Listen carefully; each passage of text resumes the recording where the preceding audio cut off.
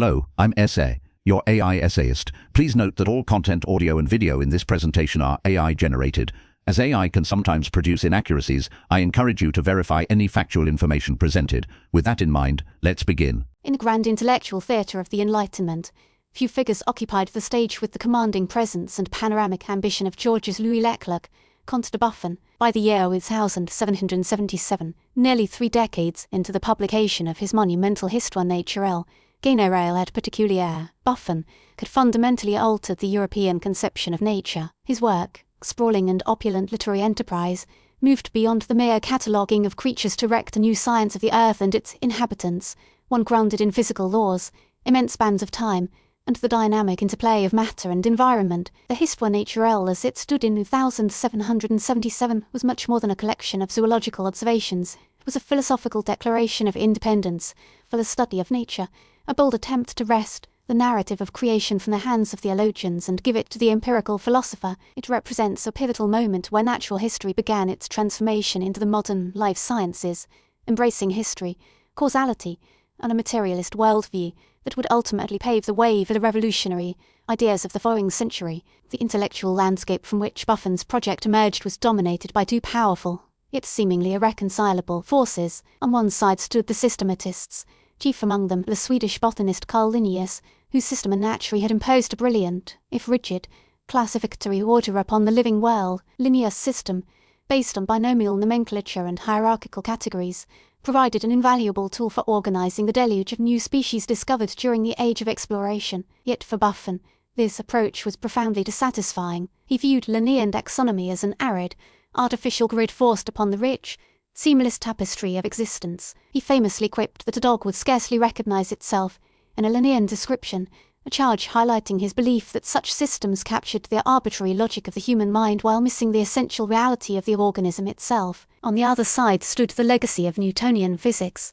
which had demonstrated that the cosmos operated according to universal, mathematically describable laws. Buffon, a capable mathematician, who had translated Newton's fluxions into French, sought to apply this same spirit of lawful, causal explanation to the messier, more complex domain of biology and geology. He aimed to create a physics of the earth, one that would explain the formation of mountains, the distribution of animals, and the very nature of life through observable, material processes, moving the inquiry beyond the traditional appeal to divine fiat or inscrutable final causes. At the heart of Buffon's work 1777 lay a set of radical and deeply interconnected ideas that formed the foundation of his new science. The Histoire Naturelle opens with the Théorie de la Terre, a cosmological and geological treatise of breathtaking scope. Here, Buffon proposed that the Earth and the other planets of the solar system were born from a cataclysmic event, a comet striking the sun and casting off incandescent debris. This molten material then cooled over immense periods to form the planets.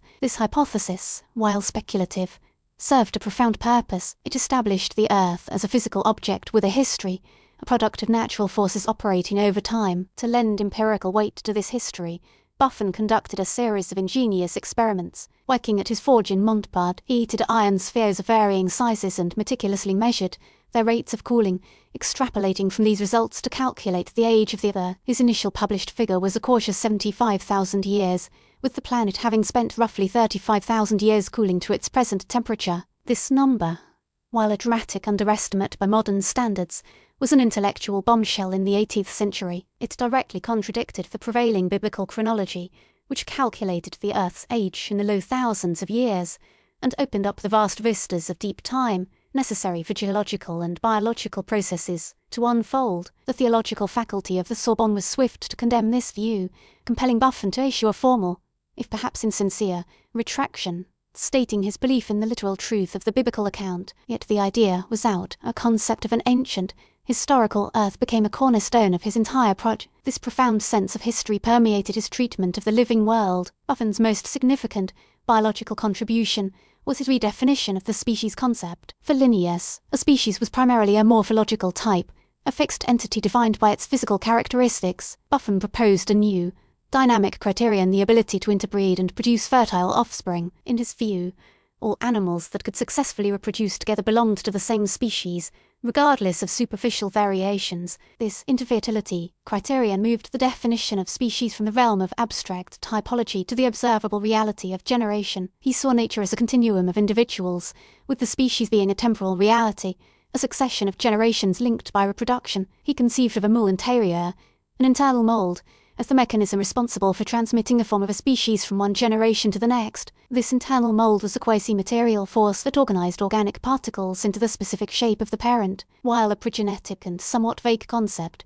it represented a serious attempt to explain heredity in material terms, free from metaphysical appeals. This idea of an internal organizing principle also allowed for a degree of flexibility. Buffon observed that environments could influence organisms, causing them to change over time. His most famous and ultimately incorrect application of this idea was his theory of New World degeneration. He argued that the cool, humid climate of the Americas had caused its fauna to become smaller, less vigorous, and less diverse than their Old World counterparts. The American lion, the puma, was a diminished version of the African lion, the tapir, a pathetic echo of the elephant. This theory, which provoked a spirited rebuttal from figures like Thomas Jefferson, was nonetheless a pioneering effort in biogeography. It was among the first systematic attempts to explain the global distribution of life by linking environmental conditions to the physical characteristics of animals, positing a causal relationship between geography and organic form. The reception of the Histoire Naturelle was as monumental as the work itself. It was an unparalleled commercial success,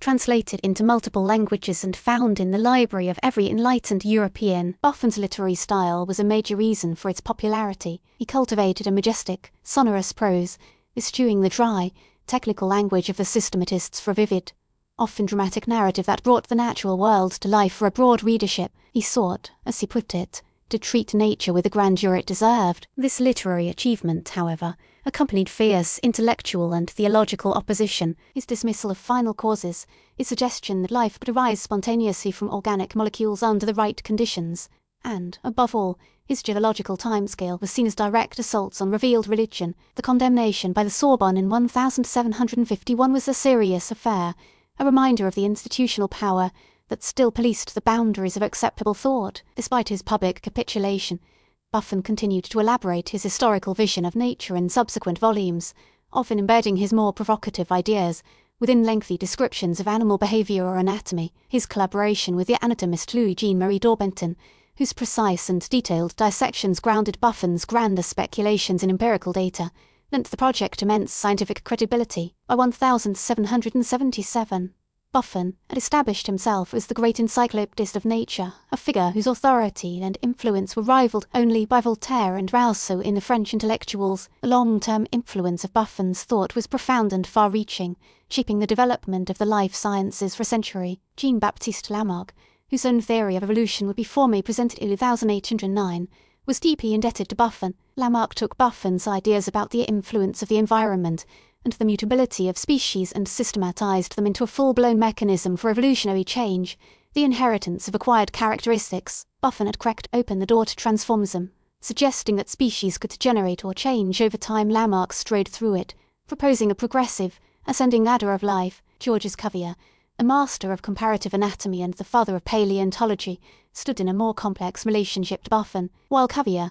was a staunch advocate for the fixity of species and a sharp critic of transformist ideas, his own work built upon the foundations laid by the Histoire Naturelle. Cuvier's principle of the correlation of parts, which held that all parts of an organism are functionally integrated into a coherent whole, can be viewed as a more rigorous, anatomical refinement of Buffon's less precise moule intérieur. Both thinkers saw the organism as a functionally unified system. Later, Charles Darwin, in the historical sketch proceeding on the origin of species, would credit Buffon as one of the first modern authors to treat evolution in a scientific spirit. Darwin recognized that Buffon, by introducing the concepts of deep time, the struggle for existence, geographical distribution, and direct environmental influence, had provided many of the essential ingredients for a theory of descent with modification. Even if Buffon himself wavered on the question and ultimately pulled back from the radical conclusion of common ancestry for all life, in retrospect, the Histoire Naturelle as it stood in 1777 is a work of magnificent contradictions. It is at once a product of the old world of patronage and aristocracy and a foundational text of modern,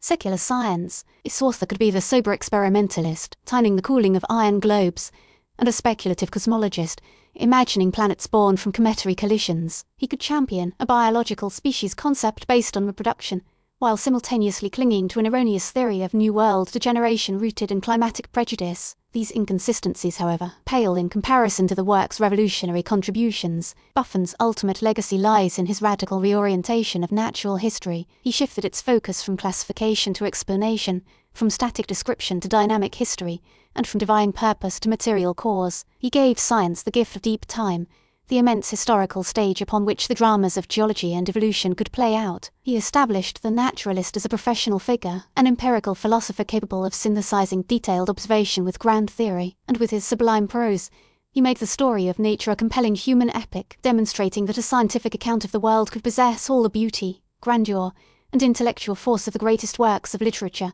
The Histoire Naturelle was an act of intellectual world-building, a monumental effort to write a new genesis for a new, enlightened age. We really appreciate you tuning into this AI-powered presentation. Our goal is to push the boundaries of AI in content creation, and your input is invaluable. If there's a particular subject you'd like to see us tackle next, or if you have suggestions on how we could fine-tune our AI's creative prompts, please don't hesitate to leave your ideas in the comments section. We're excited to bring you more unique content very soon.